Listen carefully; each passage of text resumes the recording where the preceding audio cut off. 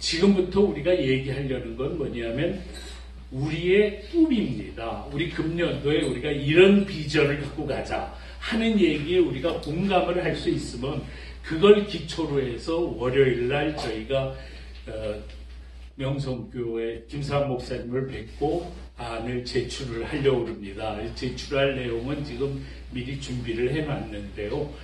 그 전에 우리 나눔과 기쁨 안에서 공감대가 있어야만 되는 거 아니냐. 그래서 오늘 이 발제문을 만들었습니다. 그래서 나눔과 기쁨이 꿈꾸는 새로운 도약인데요. 우선 첫 목표일은 목표일은 요거는 맨 나중에 얘기하도록 하겠습니다. 요거는 이게 크게 중요한 게 아니어서 목표 2가 가장 중요합니다. 목표 2는 뭐냐면 이런 겁니다. 지금 우리 나눔이들이요, 대한민국의 모든 시군구에 전부 지부장이 있도록 하자는 겁니다. 지부장이 모든 시군구에. 그리고 어떤 때는 구가 너무 크면은, 그리고 지부장 되겠다는 사람들은 많으면 한 구에 지부장이 2개 내지 3개가 될 수도 있다. 그렇게 여유도 두는 게 좋다. 왜냐하면 지금도 이미 한 구에 2개의 지부가 있는 곳이 있습니다. 그러니까 꼭 한 구에 한 지부만 있어야 된다 그러면은 이게 갈등도 생길 수도 있고 여러 가지기 때문에 이제 그렇게 해야 되는데, 우리가 금년 1년 안으로 모든 구의 지부장을 다 두지는 못할 수 있습니다. 그러나 최선을 다해서 많이 두자라는 겁니다. 그리고 지부장 혼자만 있는 게 아니라 그 지역에 있는 작은 교회 목사님들을 전부 불러서 설명을 해가지고 최대한도로 나눔의 숫자를 키우자는 겁니다. 뭐 10명이든 20명이든 30명이든 그렇게 해가지고 그분들과 함께 우선 나눔과 기쁨 지부가 그래서 단단 뭘 하냐면 그 지역의 기독교연합회, 시군구 기독교연합회나 혹은 교구협의회나 이런 데하고 협의를 해가지고 MOU를 체결하자라는 겁니다. MOU를 체결을 해가지고 뭘 하느냐 하면 그 그러니까 기독교연합회든 교구협의회든 그쪽에서 그 지역에 있는 어지간한 규모에 있는 교회들을 전부 교섭을 해가지고 그 교회 앞에서 교회 앞마당에서 길거리 모금을 할 수 있도록 허락을 받는 일을 하자는 겁니다.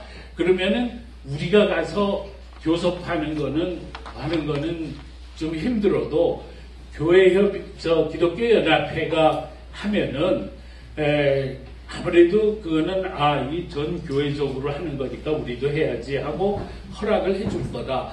그렇게 해서 뭐 모으면은 그 모금이 길거리 모금보다 훨씬 더 크다는 겁니다. 그거는 서대문구의 우리 최 장로님이 작년의 경험에서도 그 점이 아주 분명하게 드러났어요. 그건 아주 쉽습니다. 왜냐하면 그 교회가 알아서 다 모금을 해서 보내줍니다. 자기네가 길거리 우리는 그 모금통이나 뭐 이런 것만 공급해주기만 하면은 되거든요. 그 대신에 그 교회협의회, 기독교연합회에다가 당신네들이 아는 복지의 사각지대에 있는 사람들의 명단을 우리에게 주십시오. 그러면 그 사람들을 수혜자로 하도록 하겠습니다.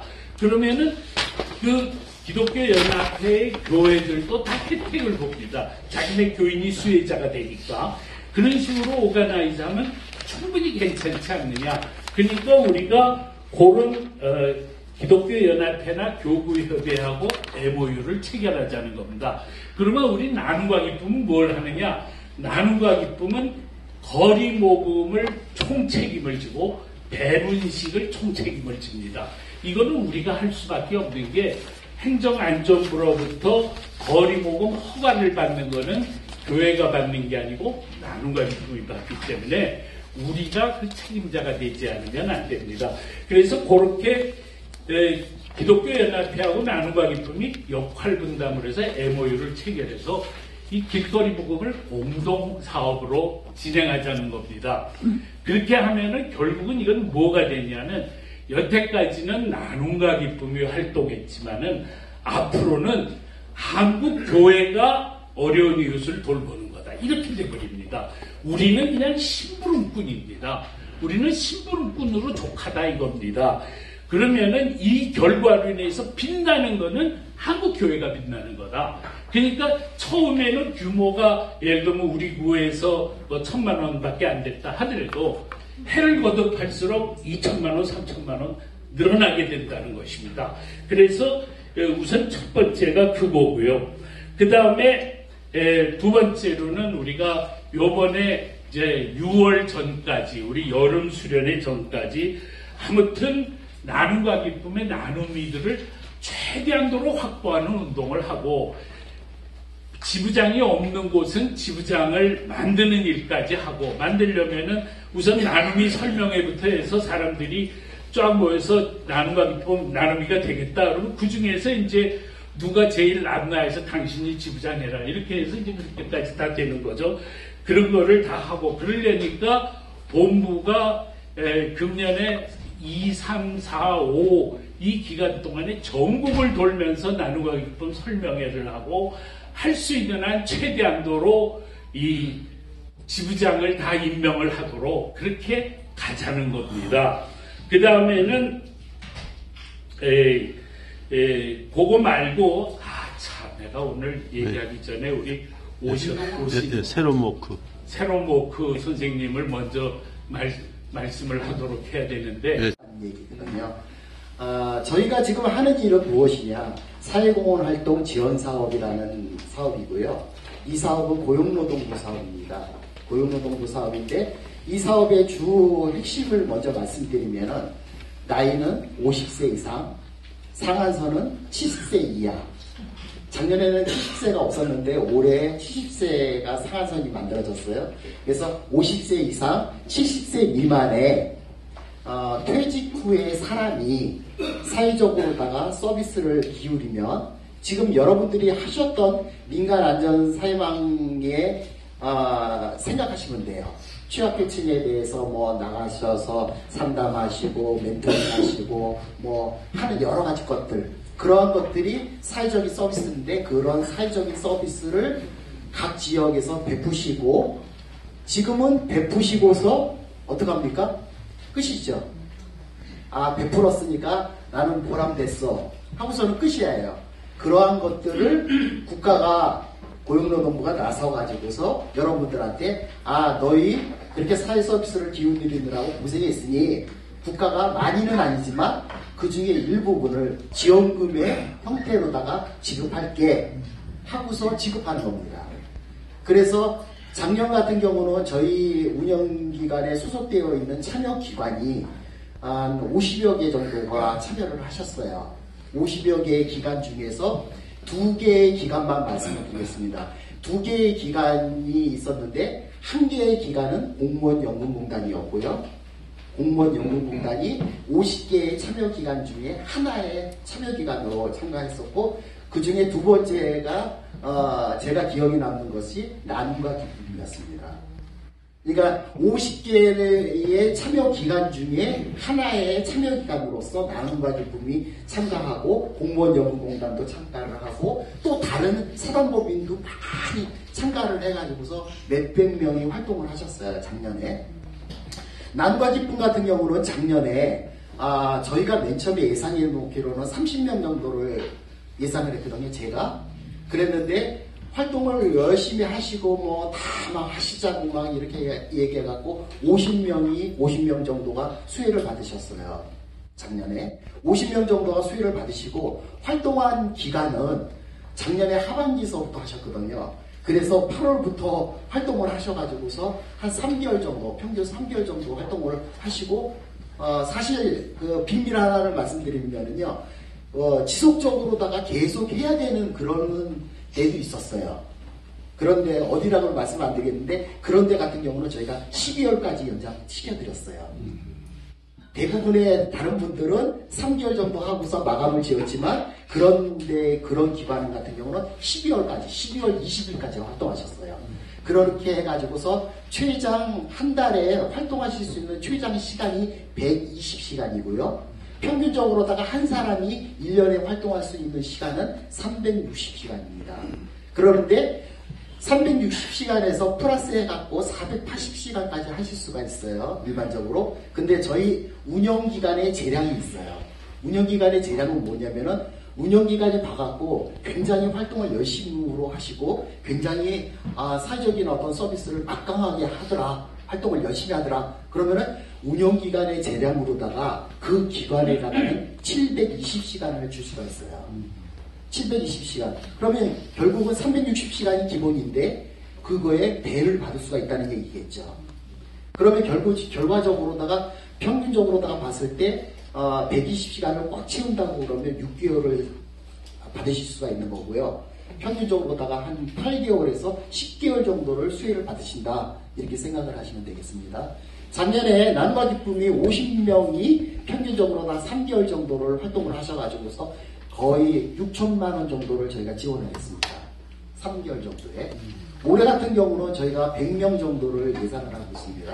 나눔과 기쁨에다가 배정할 인원을 100명 정도의 예산으로다가 봤을 때 평균적으로다가 360시간으로 본 게 아니라 저희는 720시간으로 지금 보고 있어요.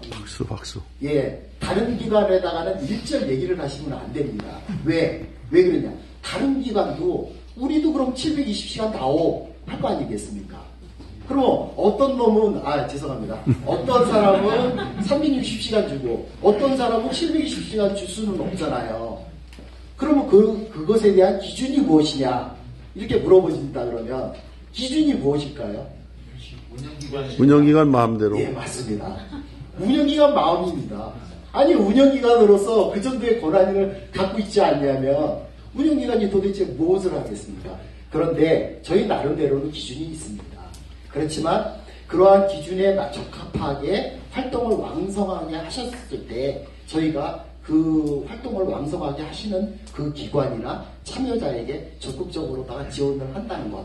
그거 하나만 알고 계시면 되고요. 올해 같은 경우 100명으로다가 예상을 했을 때 평균적으로다가 저희가 봤을 때 한 2억 정도의 수혜를 받을지 않을까. 720시간으로 계산을 하면. 그렇게 생각을 하고 있습니다. 왜냐면은 100명으로다가 봤을 때가 작년에 50명이었을 때가 6천만 원이었고 360시간 기준이었고 그러면은 예? 50명 기준. 작년에 50명 기준으로 6천만 원을 3개월 동안에 해가지고 수혜를 드렸으니까 100명이라 그러면은 1억 2천이 아닙니까? 1억 2천인데 그거를 720시간으로 계산하면 2억이 넘겠죠. 예. 그 금액 정도를 나눔과 기쁨이라고 하는 단체, 그 다음에 소속되어 있는 참여자에게, 물론 활동은 나눔과 기쁨이기 때문에 저희가 드리는 건 아닙니다.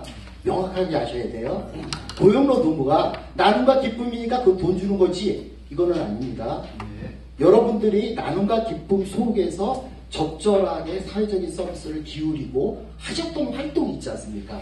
그러한 활동들이 다 사회공헌이고 사회공헌으로다가 활동을 하셨기 때문에 거기에 따라서 지금까지는 수혜를 못 받으셨는데 그것을 고용노동부가 챙겨서 수혜를 주겠다 하는 이렇게만 알고 계시면 될 것이고요.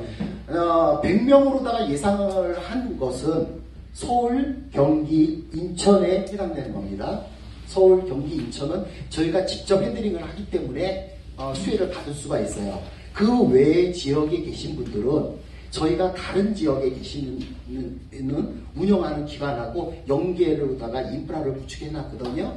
그런 기관에다가 저희가 인계를 할 거예요.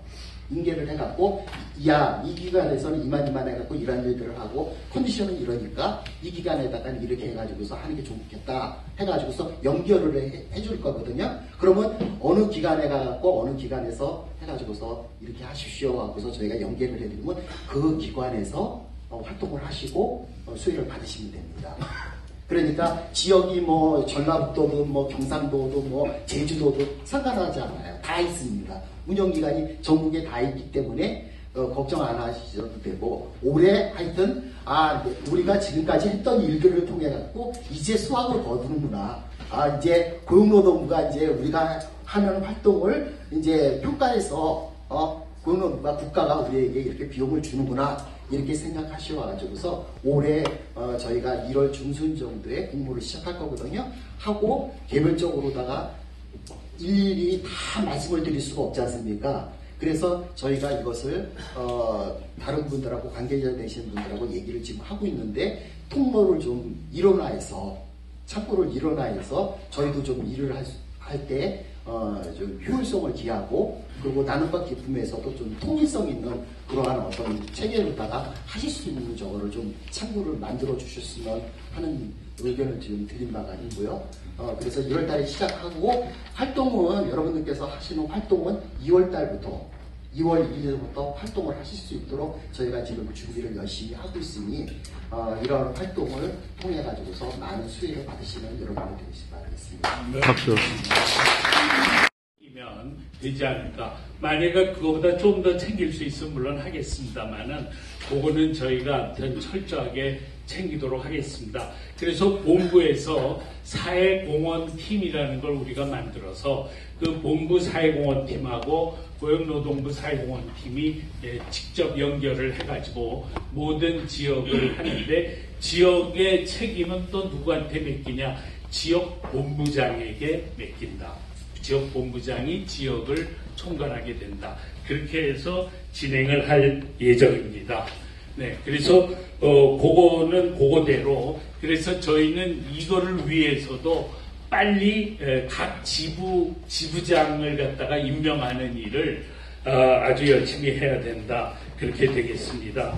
그러고 나서 올 여름 수련회는 지금 5월 말이 될지 6월 초순이 될지 6월 8일, 9일이 될지 5월 28, 29일이 될지 그거는 아직 확정을 하지 않았습니다. 최종적으로는 이제 라영주 사무총장님하고 저하고 합의를 해서 결정을 할 예정입니다. 근데 이번에는 저희가 이 3월, 4월, 5월에 아주 집중적으로 나름이 회원 확대 캠페인 그리고 지부장 임명 캠페인이 진행되기 때문에 보통 때는 우리가 한 250명 내지 300명이 참석을 했는데 이번에는 500명 정도가 참석하지 않겠는가 그렇게 저희들이 지금 생각을 목표를 해가지고 준비하고 있다라는 말씀을 드립니다.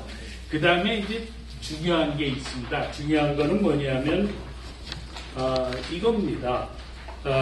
우리가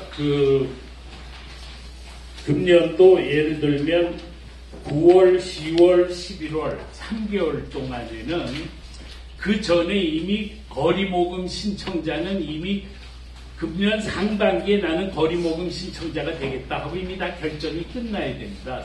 상반기에. 그렇게 하고 나서 9월, 10월, 11월 동안에 자기 지역에 있는 병원, 학교, 은행, 기업, 식당 이런 그 지역의 커뮤니티 구성원들을 전부 찾아다녀야 됩니다. 찾아다녀가지고 뭘 얘기하냐면 우리가 언제 거리모금을 하는데 당신이 여기에 1시간만 참석해 주십시오. 1시간만 참석해서 산타 모자 쓰고 딸랑딸랑 이거를 1시간만 해 주십시오. 그러면 우리가 당신을 이렇게 그걸 인증샷을 찍어가지고 사진첩을 만들어서 드리겠습니다. 이렇게 하는 거예요. 그러면 그 사람은 그걸 갖다가 자기 교장실에다가 걸든지 기업에 자기 방에다 걸든지 병원에다 걸든지 은행에다 걸든지 그러면 자기는 여기의 대표는 그래서 자기만 챙기는 줄 알았더니 이렇게 어려운 이웃을 위해서 자원봉사까지 하는 사람이로구나 해가지고 지역사회에서 이미지가 확 달라진다 이거죠. 식당 주인이 그런 걸 보면 이 식당은 괜찮은 식당이네 이렇게 생각하게 되지 않습니까? 그래서 그거를 다 원할 겁니다. 그래서 그런 식으로 해가지고 딸랑딸랑 하는 자원봉사자들을 커뮤니티 구성원으로 채우자는 겁니다. 지금까지는 나눔과 기쁨의 나눔이 목사님들로 그걸 채우려고 그랬는데 그래서 그냥 너무 힘들었거든요. 근데 이제부터는 나눔이 목사님은 그냥 모금함 갖다 주고 갖고 오고 그것만 하고 구성원들은 전부 딸랑딸랑 하는 사람은 그 지역사회 커뮤니티 리더들로 하자는 겁니다. 그러면 이제 무슨 일이 생기느냐? 저 병원장이 와가지고 1시간 딸랑딸랑하고 그냥 갑니까? 봉투를 집어넣죠. 봉투를 집어넣으면 이게 뭐 5만 원 정도 집어넣겠습니까? 최소한 30만 원은 집어넣습니다. 예. 그래서 지역사회 커뮤니티 리더들이 내는 헌금이 길거리 모금보다 몇 배가 더 많아진다. 그겁니다. 그래서 요번에는 반드시 이걸 하기 위해서는 미리부터 몇 달 전부터 이거를 준비를 한다 이겁니다. 그 다음에 또 중요한 게 있습니다. 이렇게 지역사회에 이 자원봉사자로 끌어들이는 걸 누가 하느냐가 참 중요합니다. 그거 끌어들이는 일을 한 사람은 뭘 할 수 있냐면 그분을 자기의 CMS 후원자로 할 수가 있습니다. 그분이 그냥 1시간 와서 딸랑딸랑만 하고 가는 게 아니라 저 CMS 후원자가 돼주세요. 그러면 그러면 그거 해야죠. 그리고 매달 몇만 원씩 집어넣어 준다 이겁니다. 그래서 이 나눔이 목사님들이 경쟁적으로 막 다니면서 후원자들을 끌어들이는 일을 한다는 겁니다. 그렇게 하면은 CMS가 올라간다는 겁니다. 그러면 이 일을 하는 거리 모금을 하는 나눔이 목사님들이 다 한 사람이 몇십만 원씩 최소한 CMS 모금이 이걸 통해서 이루어진다는 겁니다. 그리고 이게 첫 해는 어느 구가 첫 해는 1,000만 원이 됐다 하더라도 그 다음에는 2,000, 3,000, 그 다음엔 5,000 막 올라갈 수가 있다는 겁니다. 점점 더 이게 커지도록. 그러면 그렇게 되고 나서 그 다음에 이 거리모금 책임자는 그 지역사회에서 가난한 사람들을 위해서 가장 열심히 일하는 사람으로 부각이 된다는 겁니다. 그리고 그 다음에는 우리 나눔과 기쁨은 어떤 일이 되냐면 복지의 사각지대에 있는 사람들에 대한 정보는 전부 나눔과 기쁨이 장악을 하게 된다는 겁니다. 전부 총괄을. 그러니까 그러면 사람들이 어땠냐면 누구든지 좋은 일을 하고 싶은 사람은 이걸 어떻게 해야 되나? 그거는 나눔과 기쁨에 갖다 주면 제일 정확하게 전달이 돼. 이렇게 되는 겁니다. 그렇게 될 수가 있어서 이게 아주 너무나도 중요하다. 그래서 그런 방식으로 이거를 하려면은 거리모금 책임자라고 하는 것이 지금까지는 어땠냐면 책임자가 되면 이걸 갖다가 이제 어디 앞에서 뭐 전철역 몇 호선 앞에서 한다 그러면 그거 하는데 거기 그냥 오후 2시부터 저녁 9시까지 2시간씩 이거 시간표 짜는데 여기는 어느 목사님 여기는 어느 목사님 누구 이거 짜는 거 너무 고통스러워가지고 도저히 못하겠다. 그리고 또 모금 내는 액수도 이렇게 많지가 않아. 이거 모금하느라고 이렇게 고생해야 돼? 이렇게 됩니다. 그러니까 못하겠다 이런 사람도 나옵니다. 이제부터는 그게 아닙니다. 길거리 모금이라는 거는 웨이트가 아주 적고요. 기본적으로 교회 앞 모금으로 거의 한 40~50%가 채워지고 그 다음에는 커뮤니티 리더의 성금으로 또 대부분이 채워지고 길거리 모금은 그거는 그냥 양념으로 하는 거다. 이렇게 이제는 방식이 바뀌어진다. 그겁니다. 이해를 하셨습니까? 네. 예. 그래서 사실 이번에 시간이 너무 촉급해가지고 그게 제대로 안 됐습니다. 그래서 이번에는 그렇지만 금년 말 거리 모금은 이런 식으로 돼야 되겠다. 그렇게 생각을 하는 거죠. 그렇게 되면은요, 나는 거리 모금 책임자가 한 번 거리 모금 책임자가 되면요, 4년 5년 계속 해야 됩니다. 그래가지고 청량리 588에서 하는 목사님이 최일도 우리 모두가 최일도 목사가 되자는 겁니다. 예. 우리 모두가 전부 그 정도 수준의 그 정도로 세상에 알려지도록 하자. 그러면 교회 부흥은 그냥 자연히 다 된다 이렇게 생각합니다. 그리고 이것이 우리 나눔과 기쁨만 잘 되는 게 아니라 그걸 통해서 한국교회를 빛나게 만든다 이겁니다. 그러니까 한국교회는 또 기쁘게 우리에게 협조를 하게 된다 이거예요. 그렇게 가는 게 이것이 우리 나눔과 기쁨이 정말 앞으로 너무나 보람있게 할 수 있는 거 아니냐 그렇게 생각을 하는 겁니다. 여러분들 동의하십니까? 네. 그리고 요 아이디어를 제가 김사환 목사님께 설명을 드린 겁니다. 했더니 이분이 무릎을 치면서 좋다, 내가 도와주겠다, 이렇게 된 겁니다. 그러니까 저는 이거를 어떻게 해서든지 오늘 오신 여러분들과 함께 이걸 어떻게 해서든지 이뤄내자, 이겁니다. 이해하셨습니까? 예, 됐습니다. 저 이윽한 부분은 여기를 보면서, 이걸 보면서 여러분들이 나중에 다시 정독을 해주시기 바랍니다. 이걸 위해서 이제 필요한 일들이 있는데, 첫째로 뭐가 필요하냐면요, 우리가 복지의 사각지대에 있는 사람들에 대한 정보는 전부 나눔과 기쁨이 수집을 해야 됩니다. 그래서 대한민국에서 복지의 사각지대에 있는 사람들에 대한 정보를 가장 많이 갖고 있는 곳이 어디냐? 나눔과 기쁨입니다. 이렇게 돼야 됩니다. 그러면은요, 어려운 사람 돕게, 요새 복지 예산이 얼마나 많습니까? 그 엄청난 복지 예산이 다 기초생활수급자한테 가거든요. 기초생활수급자는 정부로부터 54가지 지원을 받습니다. 그래서 기초생활수급자는 도와줄 필요가 없어요. 그럼 복지의 자식이 있다는 이유로 수급자가 못된 사람, 그런 사람을 도와야 되는데 누가 그런지에 대한 명단이 전혀 없습니다. 그러니까 이걸 도우려는 사람은 나눔과 기쁨에 찾아오게 돼 있다는 겁니다. 그러니까 자연히 나눔과 기쁨에 모금, 헌금이 모여지게 돼 있다. 그겁니다. 그래서 우리는 이 복지의 사각지대에 있는 사람들을 신고센터를 나눔과 기쁨 홈페이지에다가 만들었습니다. 그리고 요번에 우리가 아주 엄격하게 조건을 걸기를, 요번에 모금한 돈을 이제 배분하려면 이제 쌀나눔을 하든지 이렇게 할 텐데, 배분을 누구한테 하느냐? 그러면은 거기 명단에 이름이 있는 사람한테만 배분한다 이겁니다. 그러니까 여러분들의 임무는 자기가 알던 복지의 사각지대에 있는 사람들을 나눔과 기쁨에다가 입력을 시켜야 됩니다. 그러면 그게 지역이 다 나와 있기 때문에 지역별로 분류가 딱 되거든요. 그러니까 그걸 해야 된다 이겁니다. 두 번째 필요한 게, 제가 요번에 길거리 모금을 총괄하면서 챙겨보니까 우리 나눔이 회원 숫자가 몇 명입니까? 그러니까 우리 안에 5,800명으로 기록이 돼 있어요. 근데 이거 체크해보니까요, 이게 허수입니다. 네. 그 중에 많은 사람이 돌아가신 분도 있고요. 우리가 15년 역사이다 보니까 아주 완전히 노인네가 돼서 그냥 일체 움직이지 않는 사람이 있고, 전화번호가 바뀐 사람도 있고, 천차만별이에요.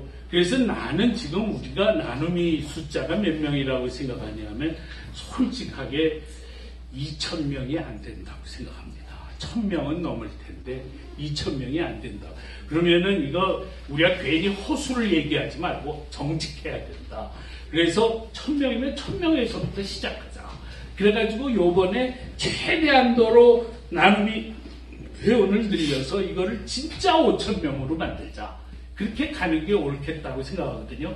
그래서 오늘 이 자리에 모이신 모든 지부장님, 본부장님께 부탁드리는 거는, 자기 지역의 우리 명단이 이게 진짜인지 가짜인지 조사해달라는 겁니다. 그래가지고 활동 나눔이가 되겠다. 나는 나눔이로서 아무튼 복지 사각지대에 있는 사람 찾고 기회가 있으면은 뭐 아무튼 활동도 하고 아무튼 그거 하겠다 하는 사람들 명단을 작성해달라는 겁니다. 그리고 지우는 거는 가차없이 지워라 이겁니다. 1,000명까지 떨어져도 상관없다. 우리 거기서부터 출발하자. 제 말을 이해했습니까? 네. 예. 그것이 돼야 우리가 다른 사람한테도 당당하게 얘기할 수 있다. 그리고 우리 회원이, 활동 회원이 1,000명이다. 그것도 굉장한 겁니다. 굉장한 거기 때문에 그거를 갖다가 좀 부끄러워할 필요 없다. 그렇게 생각을 합니다. 자, 그래서 그런 방식으로 하면은, 그런 방식으로 금년도는 12월까지로 모든 길거리 모금은 끝나지만, 이런 방식으로 하면은 저는 정말 이 금년에는 몇십억 모금이 충분히 가능할 거다. 이렇게 이제 혼자 생각하는 거죠. 또 뻥튀기를 하면 안 되니까. 아무튼 그때는 그렇게 가야. 왜냐하면 또 그렇게 해야 저희도 또 당당하게. 목표 3은 뭐냐면, 우리가 지역 총회를, 나눔과 기쁨이 이제 여름 수련회를 이제 6월 달에 하든지 5월 말에 하든지 할 텐데 여름 수련회를 해서 모일 때 그때 조금 일찍 모여가지고 총회를 하자는 겁니다. 총회를. 그리고 그 총회에서 이사를 전부 새롭게 뽑자는 겁니다. 이사를 새롭게 뽑자. 그리고 그 총회를 하기 전에 각 지역 총회가 전부 이루어지도록 하자는 겁니다. 그러니까 무슨 그럼 부산이 총회를 해가지고 총대를 선출하고 총대 선출하기 전에 총대를 어떻게 선출한다라는 규정은 전부 이사회에서 만들어가지고 다 해서 제대로 된 총대를 만들자는 겁니다. 합법적인 지금 우리 나눔과기쁨이 이렇게 둘로 갈라져 있거든요. 그 갈라져 있는 걸 다 넘어서서 다 같이 지역 총회를 해가지고 제대로 된 총대를 뽑아라 이겁니다. 그래가지고 제대로 된 아무도 이의를 제기할 수 없는 제대로 된 총대들이 모여서 총회를 하자는 겁니다. 6월달이든지 여름 수련회 바로 그때 모였던 직전에 그렇게 되면은 그 총회가 결정한 거에 대해서는 아무도 이의를 제기할 수가 없습니다. 그러면은 지금 우리 나눔과 기쁨이 분열되어 있지만 이거는 다 해소가 된다. 거기에는 모두가 동의하지 않겠느냐. 그렇게 생각을 하는 겁니다. 여러분들 동의하십니까? 네. 이게 왜 그러냐면요. 작년에 우리가 나눔과 기쁨이 그 총회를 갖다가 그때 9월 5일 날인가 총회를 했는데 총대가 정상적으로 선출된 총대가 아닙니다. 사무국에서 당신이 총대라 이런 식으로 하니까 어떻게 저 사람이 나눔과 기쁨을 대변하냐 하는 게 근본적인 퀘스천이었습니다. 그러니까 거기서부터 사단이 난 겁니다. 그러니까 총회가 누구도 이의를 제기할 수 없는 합법적인 총회가 만들어지면 그때는 모두가 그 총회의 결과에 대해서 동의하게 된다는 겁니다. 그렇게 해서 지금의 분란을 해소하자. 그러면 6월달이면 우리가 모든 분란이 끝납니다. 동의하십니까? 네. 예. 그렇게 해서 요번 일은 그렇게 수습을 하자. 그게 지금 목표 3입니다. 그 다음에 목표 4를 얘기하면요. 목표 4는 뭐냐면은 우리가 요번 여름 수련회가 끝난 다음에는 나눔과 기쁨이 긴급 지원 프로그램을 시작하자는 겁니다. 긴급 지원 프로그램. 이게 뭐냐면은 얼마 전에 신문에 보니까요. 어디선가 이 마지막으로 이제 아주 자살할 각오를 한 사람이 마지막으로 전화를 했는데 그 전화 받고선 5만 원을 도와줬다는 거예요. 누가 어느 관공서 관리가 5만 원을 도와줬어. 근데 그 5만 원 때문에 이 사람이 다시 삶의 의욕을 회복을 해가지고 자살을 안 했다는 거거든요. 여러분 그 신문 본 적 있으세요? 없어요? 봤죠? 예. 그래서 제가 그걸 보고 우리가 이걸 해야 된다. 그래서 누구든지 정말 절박한 사람이 나눔과 기쁨에 전화하면 무조건 지원하자. 지원은 소량만 해. 5만 원이든 10만 원이든 그거밖에 지원을 안 해. 그래도 그것이 그 사람에게 삶의 의욕을 되살려줄 수가 있다는 거예요. 그걸 하자는 거거든요.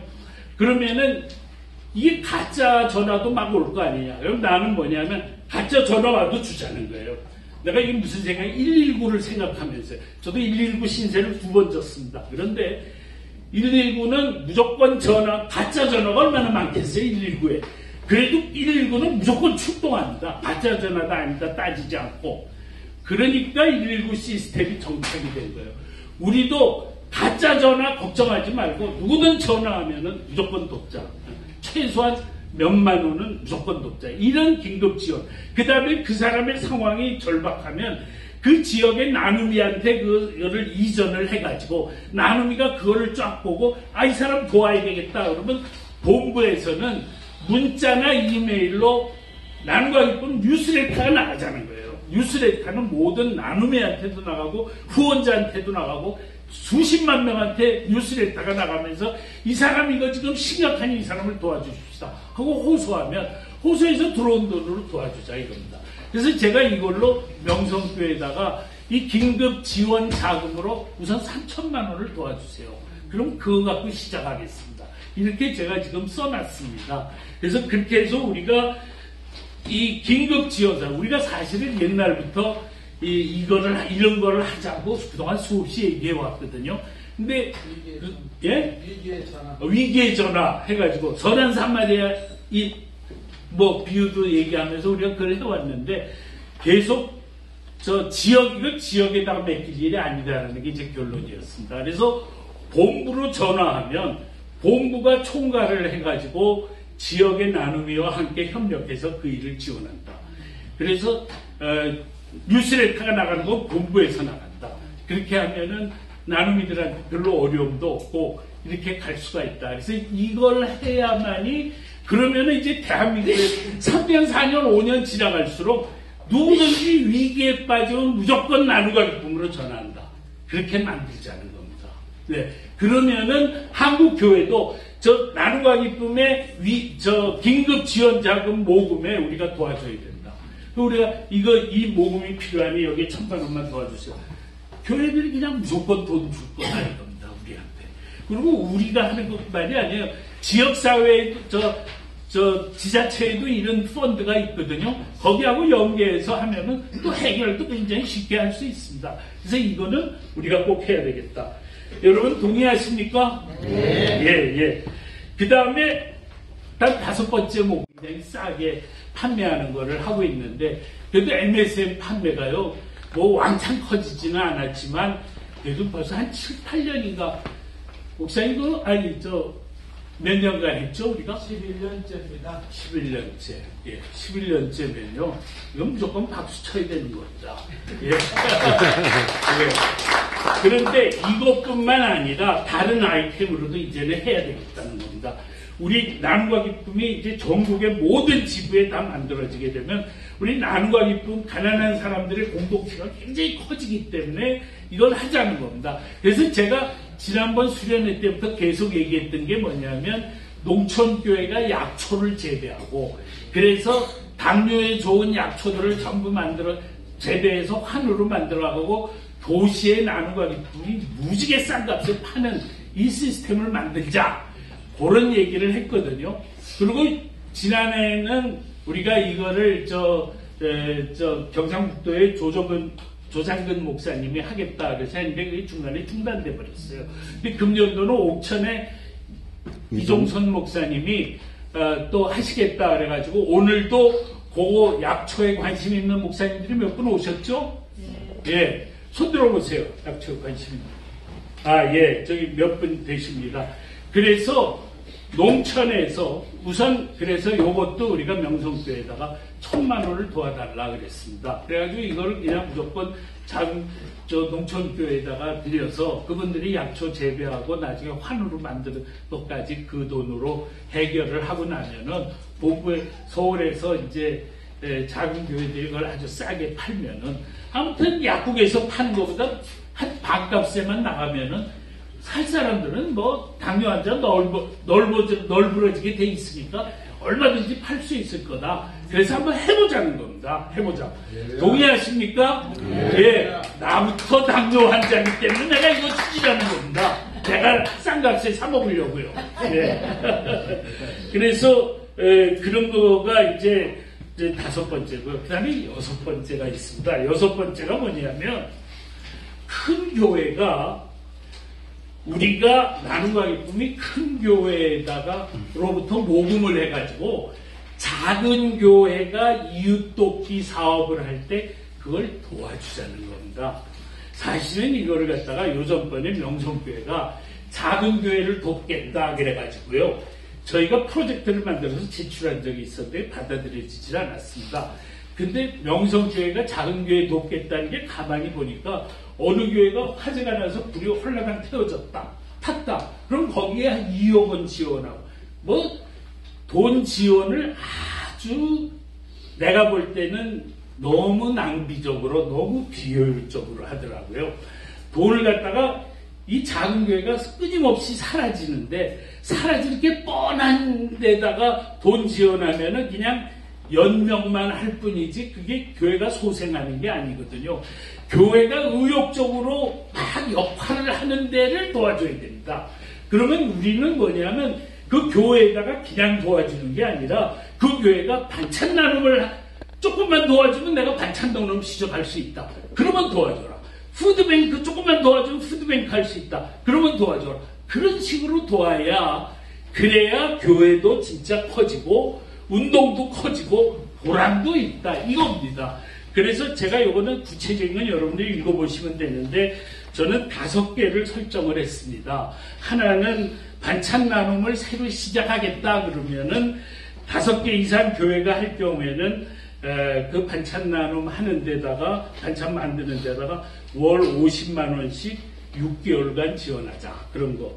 푸드뱅크 경우에는 사실은 좀 더 많이 지원하려고 그랬더니 라영주 목사님 그렇게 많이 지원 안 해도 충분히 가능합니다.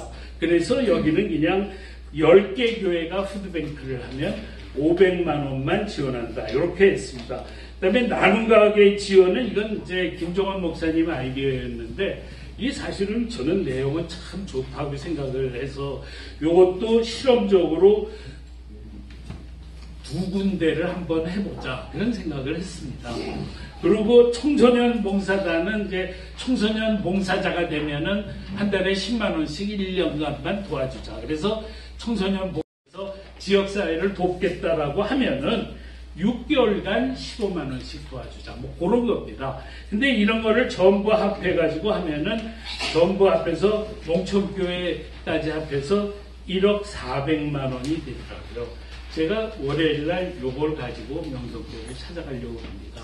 근데 이거를 보고 이제 어떤 분이 이걸 읽고서는 목사님이 이거 가짜로 나눔이들을 유혹하는 거 아닙니까? 그러고서는 나한테 얘기를 했더라고요.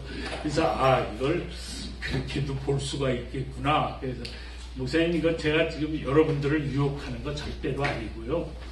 저는 이거를 왜 했냐면 나는 이런 펀드를 큰 교회로부터 돈을 받아서 작은 교회들한테 전달하는 역할을 하는 것이 나눔과 기쁨의 임무가 되어야 된다는 겁니다. 작은 교회를 돕는 방식은 이래야 됩니다. 라고 하는 것을 우리의 나눔과 기쁨의 경험을 통해서 그거를 큰 교회를 설득해서 돈을 제대로 쓰도록 유도하는 일을 우리가 해야 되겠다.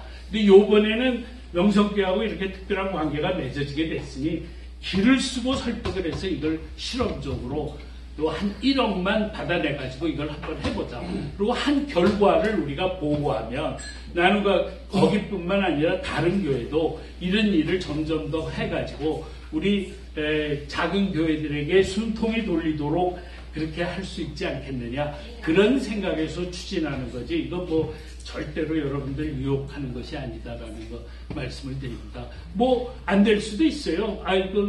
김상환 목사님 이거는 지금 당장 급하지 않아. 이래 그러면 그냥 노가 되는 겁니다. 저는 저대로 최선을 다하겠다. 이제 그 말씀만 드리겠습니다. 그 다음에 7번째 목표는 뭐냐면 국제부 활동입니다. 저희는 나눔과 기쁨 국제부의 경험 속에서 보면은 한국교회가 가난한 나라를 돕는 그리고 선교사를 돕는 활동을 굉장히 많이 하고 있는데 그것이 저희는 바뀌어져야 된다는 게 저희들의 입장입니다. 그러니까 선교사를 많이 보내는 것보다는 그 나라의 교회를 돕는 게 더 경제적이고 효과적이다. 그래서 우리는 한국에서도 맨 처음에는 선교사들이 많이 왔지만 어느 단계 지나니까 선교사는 거의 줄고요. 한국 교회를 지원했습니다. 우리도 그렇게 가야 되겠다. 그리고 우리는 한국에서도 예수님처럼 사니까 교회가 부흥된다.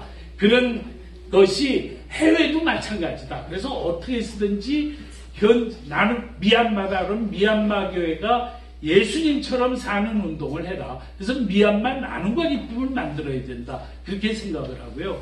그 다음에는 그 나눔과 기쁨 교회가 세워지면 그 교회 교인의 수익 사업을 우리가 돕자. 지금 그래서 미얀마에서는 깔레이 지역에서 병아리 사업을 지금 추진하고 있는데요. 이거를 마이크로 크레딧을 통해서 하면요, 돈이 그냥 지급되고 끝나는 게 아니라 갔다가 다시 회수가 됩니다. 회수가 돼서 이게 자꾸 로테이션이 됩니다. 그래서 계속 규모가 커집니다. 그래서 나눔과 기쁨 방식대로 국제 사업을 하면은 실질적으로 어려운 사람도 돕고, 두 번째로 교회도 성장하고, 세 번째로 예수님처럼 살자는 운동도 발전하고, 그러면서도 마이크로 크레딧을 통해서 하기 때문에 규모가 계속 커지고, 이러니까 이게 너무 좋다. 그래서 이거를 이제 우리는 요번에는 이거는 그냥 목표로만 설정했고 제출은 안 했습니다만은 앞으로는 우리가 이 나눔과 기쁨의 국제사업부가 이런 점에서 굉장히 선진적이다라고 하는 거는 우리가 알고 가야 된다, 이렇게 생각을 했습니다. 그래서 이제 결론적으로 지금 오늘 제가 결론적으로 이제 드리는 말씀은, 첫째로 모든 나눔이들께서 여기 오신 분들이 자기 지역의 나눔이가 아직도 살아있는 나눔이를 확인해가지고 명단을 제대로 작성하는 일을 해달라. 복지의 사각지대에 있는 사람들의 명단을 제대로 해달라. 그리고 우리가 금년도에 1월, 2월을 교회 앞 모금을 하는 기간으로 잡았거든요. 그래서 여러분들이 최대한도로 교회 앞 모금에 박차를 가해달라. 우리가 서울도 1월, 2월에 본부에서 서울의 명성교회뿐만 아니라 다른 교회도 길거리 모금을, 큰 교회 길거리 모금을 우리가 열심히 하려고 합니다. 그래서 여러분들도 지금 길거리 모금을 해달라. 금년 지금까지 규모는 지금 한 1억 원 정도가 모금됐죠. 네. 근데 이 길거리 모금, 교회 앞 길거리 모금을 하면은 그걸로 그래도 한 2, 3억 정도는 최소한 요번에 할 수 있지 않겠는가, 그렇게 생각이 됩니다. 지금 현재까지는 지금 모금이 작년도 정도 수준인데, 그래서 교회 앞 모금에 지금 1월, 2월 마지막으로 박차를 가해서 이 볼륨을 올리려고 그러는데, 그 일에 여러분들이 협조해 주시면 좋겠다 하는 말씀을 드립니다. 자, 그 다음에 이걸로 이제 제 이야기는 이제 끝나고요. 그리고 이제 마지막으로 우리가 2, 3, 4 해가지고, 2, 3, 4, 5 해가지고, 지부장 임명, 각 지부장이 없는 시군구의 지부장 임명하는 일, 또 나눔과 기쁨 설명회를 전국적으로 순회 설명회를 하면서 나눔의 회원을 최대한도로 확보하는 일, 이런 일들에 우리가 박차를 가할 예정입니다. 이 일에 각 연합회 본부장님들이 협조해 주십사 하는 거를 이제 마지막으로 부탁을 드리고요. 또 뭐 여기 나눔과 기쁨에 아주 오랫동안 종사하신 분은 지금 현재 나눔과 기쁨의 현실을 잘 알고 계시리라고 생각합니다. 제가 요즘 나눔과 기쁨의 현실을 보면서 참 고통을 많이 겪습니다. 근데 사실은 저는 그런 얘기를 드리고 싶어요. 이게 이제 시국의 영향입니다. 문재인 정권이 들어서고 나서 한국 교회가 몸살을 앓는 교회가 한두 군데가 아닙니다. 뭐 이념적으로 싸우기도 하고 다치기도 하고 뭐 별의별 일들이 많이 지금 발생하고 있는데, 나눔과 기쁨도 그 후유증입니다. 제가 이사장으로 있다가 최순실 사태 이후로 나눔과 기쁨을 전혀 돌보지를 않았습니다. 그랬다가 그러는 바람에 그만 그 이후에 이러저런 이유로 분란이 일어났는데요. 결국은 제가 그동안 나눔과 기쁨을 돌보지 않은 것이 저는 근본 원인이었다, 그렇게 생각을 합니다. 그래서 지금은 제가 도저히 나눔과 기쁨이 계속 분란으로 있는 거를 제가 설립자로서 도저히 이걸 방치할 수가 없습니다.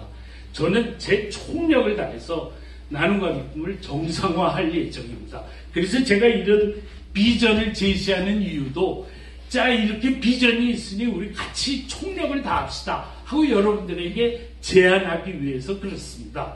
그리고 저는 제가 이런 제안을 했다 그래가지고 그러니까 서경석 목사가 이사장을 계속해야 된다 그렇게 생각하는 것 전혀는 아닙니다. 예, 저는 어쩔 수 없이 명성교회와 나눔과 기쁨의 중간 역할, 매개 역할은 제가 해야 되지만 꼭 그게 이사장이어야만 된다고 생각하지 않습니다. 그러니까 그거는 이사장과는 관계가 없습니다. 그리고 가장 중요한 것은 나눔과 기쁨이 예수님처럼 살려고 분투하는 단체가 되는 게 가장 중요합니다. 그걸 위해서라면 나는 무슨 일도 한다. 만약에 당장에 나눔과 기쁨 이사장을 사퇴해야만 예수님처럼 사는 단체가 된다라고 그러면 당장 사퇴할 수도 있습니다. 다만 그러나 다만 저는 요번에 사퇴에 대해서 사퇴는 뭐 하루빨리 사퇴하기를 원하지만 제가 요번에는 사퇴의 조건이 있습니다. 그 조건이 뭐냐면 제가 작년 8월 달에는 저한테 목사님이 애국운동 하시는 바람에 아무래도 그게 후유증이 있어서 어려움이 있으니 목사님이 명예이사장으로 물러서는 게 어떻습니까? 제가 그 자리에서 그렇게 하겠다 그랬습니다. 그 자리에서. 무슨 시간 끌지도 않았습니다. 제가 무슨 이사장을 하려고 무슨 막 고집을 부리는 사람이 전혀 아닙니다. 그런데 그러고 나서 분란이 생겼습니다. 제가 사퇴한 다음에. 제가 그때도 참 걱정했죠. 제가 옛날에 경실련 사무총장을 사퇴를 했는데 사퇴하고 나니까 경실련이 완전히 싸움터가 되어버렸습니다. 그래서 제가 사퇴가 얼마나 본인 의사에 반해서 그것이 주는 후유증이 굉장히 크다는 걸 너무 잘 알고 있었는데 어김없이 나눔과 기쁨에서도 후유증이 생긴 겁니다. 그래서 저는 분란의 소지가 없도록 만드는 것, 그것이 내가 설립자로서 나의 의무다. 내가 막 욕을 먹어도 좋으니까 나는 분란의 소지를 완전히 없앨 수는 없죠. 그러나 이 정도면은 아무 문제가 없다라고 하는 판단이 들어야 내가 사퇴한다. 그리고 나는 반드시 사퇴한다. 이렇게 생각합니다. 제가 바라는 바는 올 여름에 정상적인 총회를 하고 총회 결과에 따라서 모두가 승복해서 가게 되면 거기서부터 새 출발이 이루어졌으면 좋겠다. 그렇게 생각한다는 것을 제가 말씀을 드립니다. 저는 지금의 나눔과 기쁨에 대해서는 너무 고통스럽습니다. 여태까지 지난 10년 동안 우리는 모든 사람을 다 같이 사랑을 했는데 이게 싸움의 장이 되고 나니까 그 다음에 서로 저 사람은 우리 편인가 내 편인가 전부 그렇게 돼버리고 말았습니다.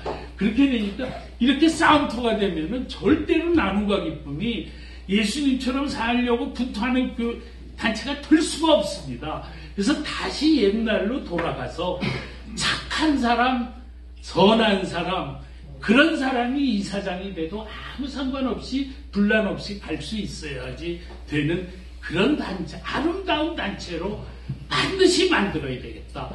여러분들 그래서 제가 이 아름다운 단체로 만들기 위해서 마지막 지금 몇 달 동안을 제가 고심하고 분투를 하니 여러분들이 저를 도와주시기를 부탁을 드립니다. 감사합니다.